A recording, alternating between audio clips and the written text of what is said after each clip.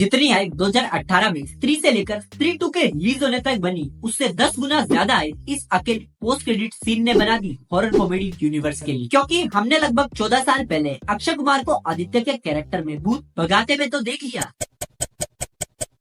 लेकिन अब हम उन्हें एक शैतानी रूप में देखना चाहते हैं, जो शायद हमें 2025 के बाद स्त्री 3 या फिर भेड़िया 2 में देखने को मिलेगा। लेकिन अब ये इंतजार इतना लंबा नहीं होगा, क्योंकि अक्षय भैया हमको एक और हॉरर कॉमेडी मूवी में भूत के कैरेक्टर में दिखाई देंगे। मूवी का नाम है भूत बंगला, जिसका मोशन पोस्टर भी रिलीज हो गया है। टॉपिक पर आते हैं। पोस्टर में हमें दिखाई गई है एक बिल्ली जो अक्षय कुमार के कंधों पर बैठी है और उनके पीछे है एक बंगलो जो देखने में बिल्कुल हॉरर लगता है।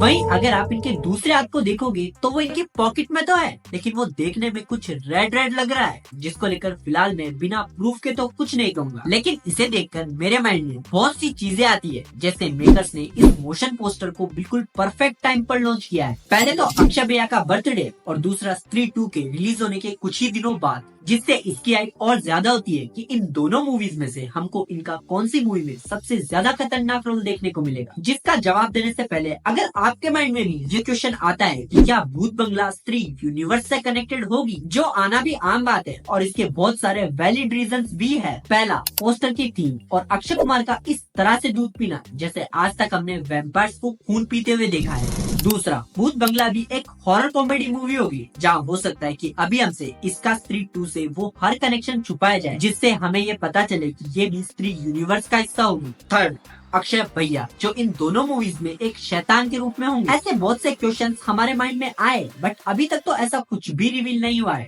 तो ना ही तो मैं और ना ही आप ये कह सकते, जिसके भी कुछ रीजंस है। पहला, भूत बंगला को प्रोड्यूस किया है बालाजी टेलीफिल्म्स ने, और यही एक रीजन काफी है जिससे हमें ये समझ आता है कि इसका स्त्री यूनिवर्स से कोई कनेक्शन नहीं होगा। बट फ्यूचर को लेकर मैं और आप कुछ भी नहीं कह सकते, क्या पता आगे जाकर हमें पता चले कि ये भी मेकर्स की एक स्ट्रेटेजी थी। एंड फिलहाल आप इन दोनों मूवीज के बीच कोई भी कंपैरिजन तो नहीं कर सकते, क्योंकि स्त्री 2 के पीछे उसके यूनिवर्स की बाकी मूवीज भी जुड़ी है। और भूत बंगला को लेकर फिलहाल हमें कुछ ज्यादा नहीं पता है, बट इसकी कहानी कुछ इसी तरह की होगी कि अक्षय भैया इस घर में रहते हैं और यहाँ पर इसी घर का खौफ होगा। इन सब के अलावा अभी तक मेकर्स ने इसको लेकर सब कुछ सस्पेंस रखा हुआ है। लेकिन आपको क्या लगता है, कमेंट करना और बताना कि क्या ये दोनों मूवीज एक दूसरे से कनेक्ट हो सकती है।